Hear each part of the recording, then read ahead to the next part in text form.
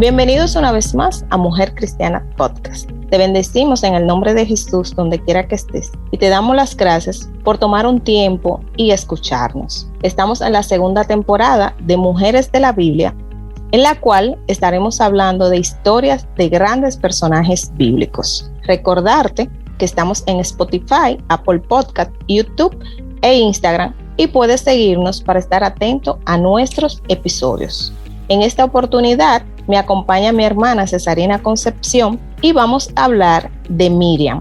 Bienvenida Cesarina a Mujer Cristiana Podcast. Muchas gracias y gracias a esas chicas que están prestas a escuchar. Gracias por la invitación, Bianca. Siempre, mi amor. Tú sabes que teníamos esto pendiente. Se nos había hecho un poquito difícil coordinar, pero gracias a Dios que ya pudimos hacer los ajustes y aquí estamos para dar un buen contenido, esperando que sea de bendición para cada una de las personas que nos complacen con escucharnos. A mí me gustaría, Cesarina, porque ya yo te conozco, sé quién eres y de dónde vienes, pero el público no. Entonces, por favor, edifícanos y dinos quién es Cesarina. Bueno, Cesarina Concepción es oriunda de La Romana. Importante porque esto se escucha en diferentes lugares del mundo gracias a la tecnología. Pues estudiante de psicología y parte del liderazgo de la iglesia a la cual pertenezco. Me honra de verdad estar con ustedes. Ay, para mí también. Cesarina, como había dicho al inicio, vamos a estar hablando de Miriam. A mí me llamó mucho la atención cuando te pregunté sobre de quién íbamos a hablar y recordé que Miriam, en uno de mis primeros capítulos, también yo la mencioné. Quizás no de la misma forma de la cual vamos a estar hablando ahora, pero es una mujer que tiene, como todos en la vida, tenemos partes buenas y partes malas. Entonces, iniciando, ¿quién es Miriam o cómo inicia la historia de Miriam? Bueno, inicia primero en Éxodo 2, hablando acerca de la hermana de Moisés. No menciona su nombre, pero hace un papel crucial en esta parte, donde habla de que la hermana de Moisés, y fue donde apareció por primera vez en la escena del nacimiento de futuro legislador en ese tiempo. Hubo un tiempo donde Miriam protagonizó junto a su madre ya la parte del relevo, o sea, la acción cuando Moisés es depositado en la cesta. Ella es la que interpela ante la hija del faraón cuando ésta descubre que el niño encontrado es un niño hebreo. Y dice que Miriam, o sea, fue parte importante con su hermano. Ella fue la que estuvo ahí observando cuando Moisés fue depositado en la cesta y vivió en el periodo de los israelitas, cuando los israelitas vivían en Egipto como esclavos y el faraón en ese tiempo había decidido matar a todos los niños varones que nacieran. Entonces, Jocabed, que era la madre de Moisés, y de esta joven llamada Miriam, dio a luz a Moisés y para protegerlo, intentó mantenerlo escondido, pero no pudiendo ocultar más, por miedo a que la delataran los llantos, la familia, tomó entonces una cesta y la calafateó con asfalto y brea, o lo puso ahí a la orilla del río. Entonces, aquí entra Miriam, que fue quien siguió la canastilla para ver que el recién nacido estuviese a salvo. Así inicia la historia de nuestra querida Miriam el día de hoy. Y nos enseña con esto, Cesarina, que ella fue una hija obediente, fue una hermana que cuidó a su hermano, representó como quien dice el papel de madre en ese momento. Y cuántas veces nosotras hoy, nuestra madre muchas veces nos manda algo sencillo, algo simple, y quizás somos un poquito desobedientes o no lo queremos hacer en ese momento, pero Miriam nos enseña desde sus inicios una hija obediente. Exacto. también dice que Moisés fue el segundo hermano, o sea, también entra el papel aquí de otro hermano mayor, llamado Aarón, que ya más adelante entra en escena también, junto con su hermana Miriam. O sea, Miriam se queda como un poquito escondida en la historia, pero ya en Éxodo del 1 al 8 y ahí en adelante, entonces ya tiene su primera aparición con el nombre de Miriam. Pero ya luego de ahí entonces comienza con su nombre, o sea, ya es mencionada. Sí, porque en Éxodo 2 solamente dice que la niña estuvo en ese momento de que cuando pusieron al niño en el agua y que ella cuidó, que fue quien dijo que iba a buscar quien cuidara cuando la hija del rey encuentra a Moisés en la cesta. O sea, ella jugó un papel de cierta forma importante. Y esa es mi segunda pregunta. ¿Cómo fue instrumento para la vida de Moisés Miriam? Tuvo un papel crucial y fue la que tomó el relevo en la acción cuando Moisés fue depositado en la cesta. Es la que interpela delante de la hija del faraón cuando ésta descubre que es un niño hebreo. Es como el papel de la hermana mayor. O sea, ella fue el instrumento para que el rey en ese tiempo que nació tuviera la oportunidad de vivir, formarse y ser ya este tremendo hombre que fue el que libertó al pueblo de Egipto. Y ese fue uno de los mayores eventos y la ayuda de Miriam en la vida de Moisés. Exacto, porque como decíamos hace un momento, había una ley, ya el rey había dicho que los niños iban a morir. Entonces, si ella no hubiese estado ahí, si ella no hubiese dicho, no, pero yo te voy a buscar quien te cuide, aunque la hija del rey lo hubiese encontrado, ella sabiendo que ya los niños tenían ese dictamen de que debían de morir, quizás ella lo hubiese olvidado o lo hubiese dejado ahí, no hubiese tenido ese papel de, como quien dice, esa segunda oportunidad que se le está dando. Pero Miriam es la que, como tú decías, interviene para que su hermano continúe con vida. Así es, así es. Y sobre todo, Miriam comparte el protagonismo con su madre. Ella fue la que abogó por Moisés en ese momento. Incluso le dice a la hija del faraón que si ella quiere que le busque una nodriza hebrea, o sea, que cría a su niño, alguien que para que lo amamante, y busca a su propia madre. Otra de las preguntas que me causa mucho también, Cesarina, es que a ella se le menciona mucho también como la hermana de Aarón, más quizás que como la hermana de Moisés. ¿Por qué se da esto? Sí, Aarón entra en la historia un poquito más tarde, un poco más tarde. En Éxodo 6:20 habla de la noticia de su nacimiento, pero no sabemos nada hasta que ya él es adulto, ha matado a un egipcio y ha huido a Madián. Entonces, ahí es cuando el Señor le habla a Moisés de la zarza ardiendo, cuando le dice que regrese a Egipto, libere al pueblo de Israel. Moisés pidiéndole a Dios que lo piense mejor, diciéndole que él es pobre, tardo para hablar y que no está a la par con el gran desafío. Entonces, reconociendo la debilidad de Moisés, Dios dice que el elocuente Aarón, entonces Aarón se hace ya responsable de proclamar al faraón el mensaje que Dios ha mandado a través de Moisés. Y ahí entonces está la reaparición de Miriam. Miriam, junto con su hermano Aarón, ya ahí se ve la unión de ellos tres. El Señor a ella la constituyó como profetisa. Ella fue profetisa, o sea, profetiza por sí misma. Y muchos consideran que en uno de los pasajes más escritos, más antiguos, Miriam dirige una respuesta litúrgica a la acción del Señor. Ejemplo, cuando Moisés los liberta del pueblo de Egipto, ¿verdad?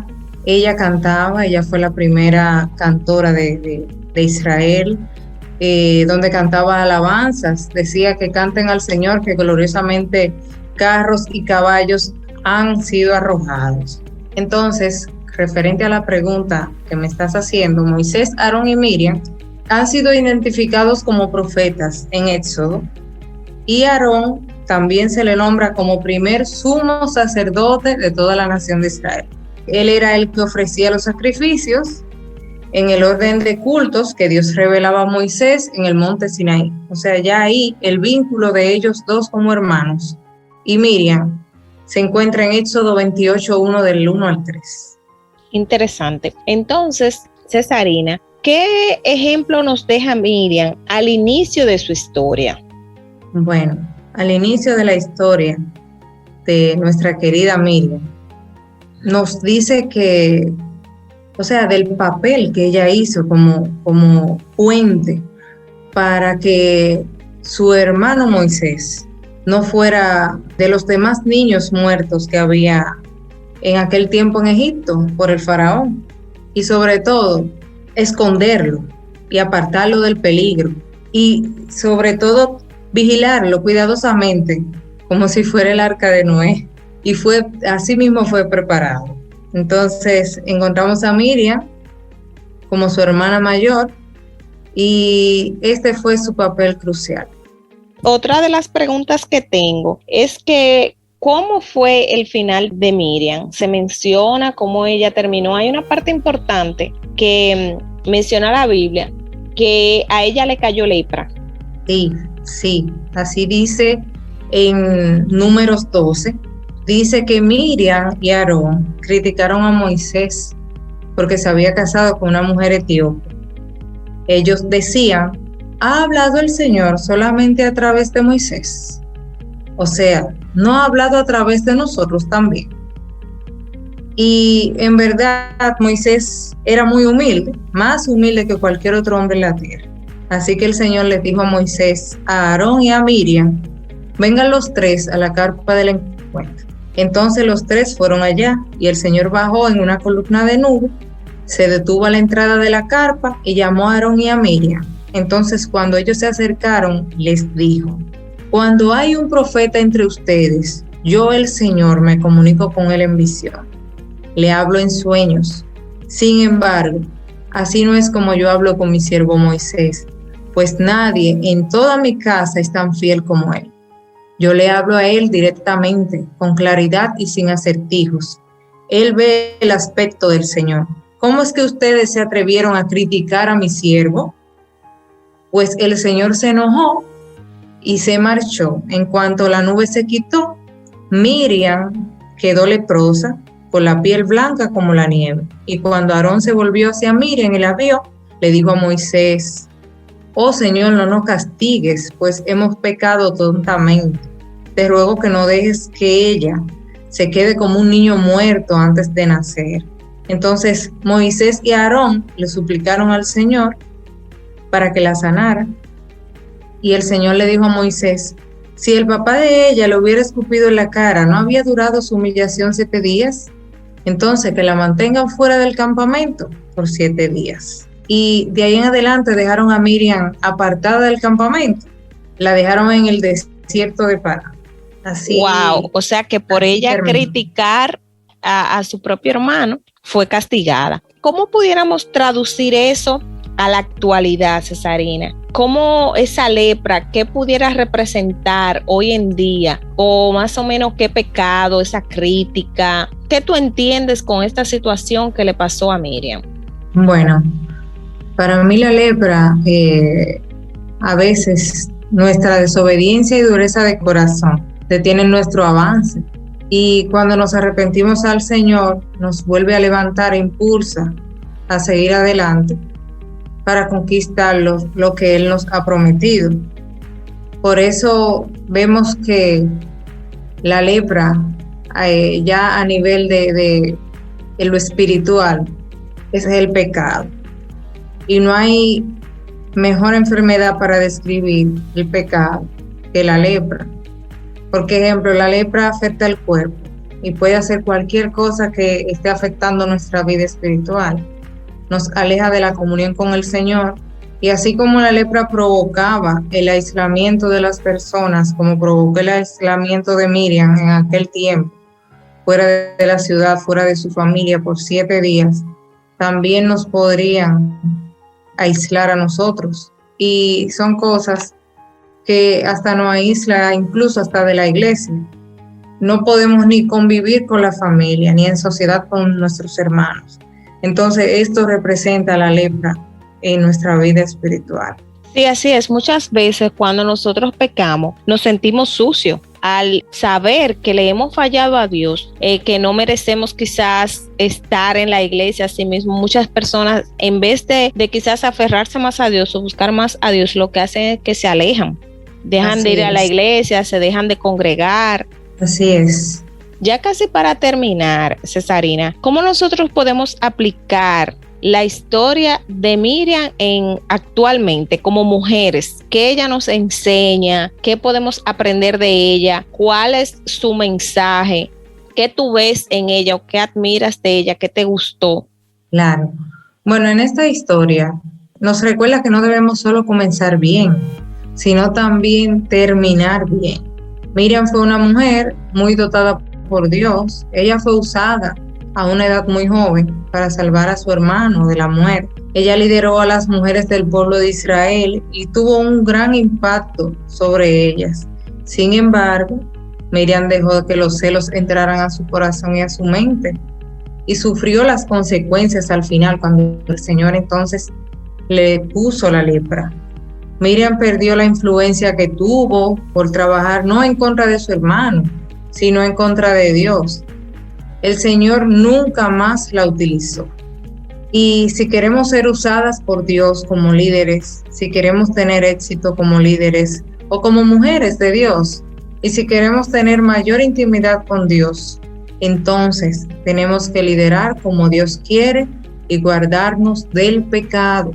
Miriam vivió lo que dice Santiago 3:1, que dice: hermanos míos, no os hagáis maestros mucho de vosotros, sabiendo que recibiremos mayor condenación.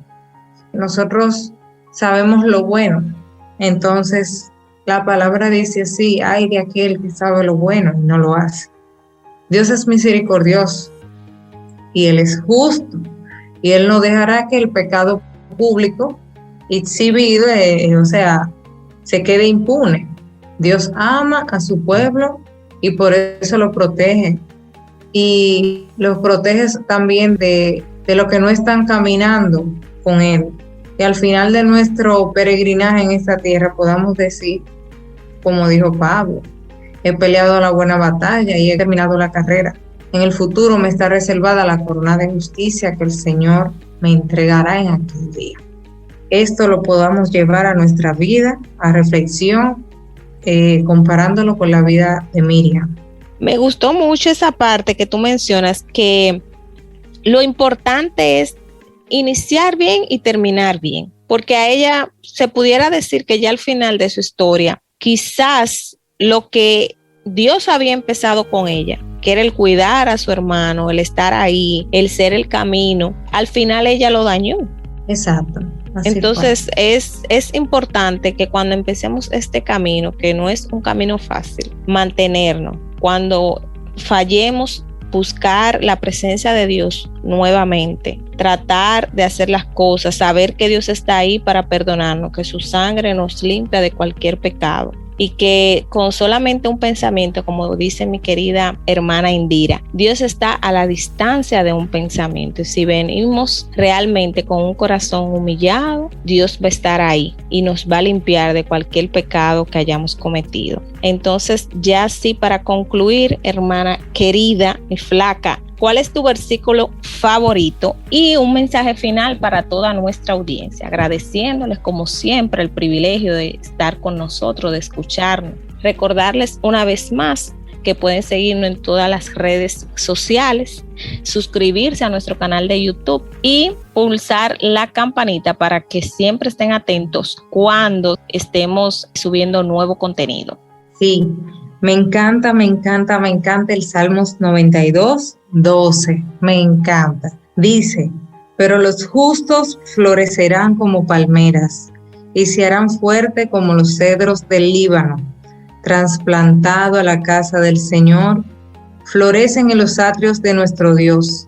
Incluso en la vejez aún producirán frutos. seguirán verdes y llenos de vitalidad. Declararán: el Señor es justo, es mi roca, no existe maldad en él. Gloria a Dios. Amén. Wow, me encanta este versículo. Es como cuando te ponen pilas nuevas, que tú recargas tus fuerzas porque tú sabes que Él es tu roca, que no existe maldad en Él y que el Señor sobre todo es justo. Mi mensaje final para esa audiencia hermosa que nos escucha es que entreguen cada día sus planes y su corazón al Señor. Dice que el hombre siempre busca su bien, pero el Señor es quien sabe y quien cumple los planes del corazón de nosotros. Y exhortarles que el Señor está a la puerta, decirle que el Señor está a la puerta, que debemos estar apercibidos y sobre todo estar con nuestras lámparas encendidas. Para mí, Cesarina Concepción, fue un placer haber estado con ustedes. Les amo y un besito. Muchísimas gracias, Dios le bendiga y hasta la próxima.